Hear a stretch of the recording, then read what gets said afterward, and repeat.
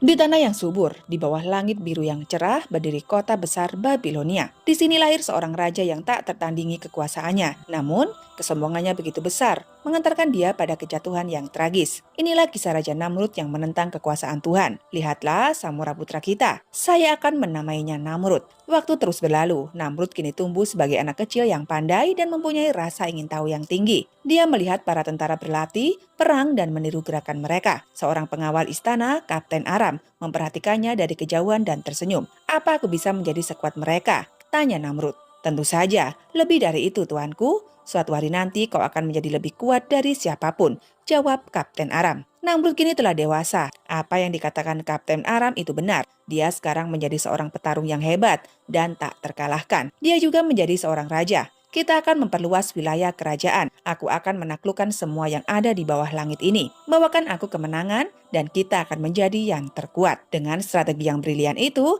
Namrud dan pasukannya berhasil memperluas wilayah kekuasaannya dan menjadi kerajaan yang terkuat pada saat itu. "Aku lebih dari sekedar raja. Aku adalah dewa. Dari hari ini, semua orang harus menyembahku," ucap Namrud. Kesombongan Namrud mulai nampak. Dahulu orang-orang hanya sekedar segan dengannya. Kini mereka menjadi takut. Kini Namrud menjadi buta hati. "Bangun menara ini hingga mencapai langit. Aku akan buktikan bahwa tidak ada yang lebih tinggi dariku, bahkan Tuhan," ujar Namrud.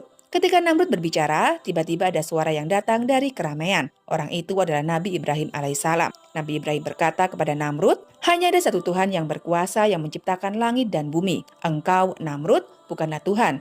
Kau berani menentangku. Aku bisa membunuhmu di tempat ini," ucap Namrud. "Ketahuilah, Tuhan yang aku sembah bisa menghidupkan dan bisa mematikan. Kekuasaanmu tidak ada apa-apanya di hadapnya," ujar Nabi Ibrahim. Kemudian Namrud memanggil dua prajuritnya. Tiba-tiba dia menusuk perut salah satu prajurit itu dan dia berkata, "Lihatlah, aku bisa membunuh dan menghidupkan." Lalu Nabi Ibrahim berkata, "Kekuasaan Tuhan tidak sama dengan kekuasaanmu. Dia bisa menghidupkan burung yang sudah mati." Kemudian Nabi Ibrahim mengambil burung yang sudah mati dari penduduk setempat. Atas izin Allah, Nabi Ibrahim berdoa agar burung itu dihidupkan. Namrud yang tadinya sombong berubah menjadi takut, tapi dia mencoba menyembunyikan ketakutannya itu. "Keluarkan dia dari hadapanku." Esok paginya, rakyat Babilonia berkumpul di depan kuil dengan kemarahan. Mereka menemukan berhala-berhala yang telah hancur dan mulai berteriak marah. Pemimpin kuil yang merupakan penasehat Raja Namrud segera menemui raja untuk melaporkan kejadian ini. "Ibrahim, apakah kau yang menghancurkan berhala-berhala kami?"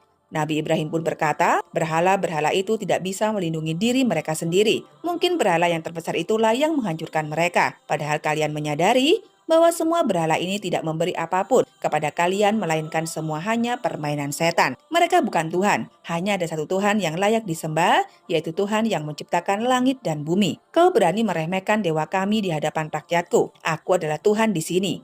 Aku akan menunjukkan padamu siapa yang berkuasa," marah Namrud. Kemudian Namrud dan pasukannya melempar Nabi Ibrahim ke kobaran api yang besar. Atas izin Allah, Nabi Ibrahim tidak terbakar sedikit pun, melainkan rasa sejuk yang dirasakannya. Namrud begitu terkejut dan kaget melihat ini. Masyarakat mulai menyadari dengan dakwah yang dibawa oleh Nabi Ibrahim. Namrud pun pergi kembali ke istana dengan rasa takut dan bertanya-tanya, Tidak mungkin, api tidak membakarnya. Ini mustahil." Setelah kejadian itu, kerajaan Namrud perlahan mulai runtuh. Kekeringan di mana-mana, peperangan yang selalu kalah, dan masyarakat yang dahulu memuja dan menyembahnya, kini telah beriman kepada Tuhan Ibrahim. Kini Namrud berada di ujung kematiannya, kematian yang tragis.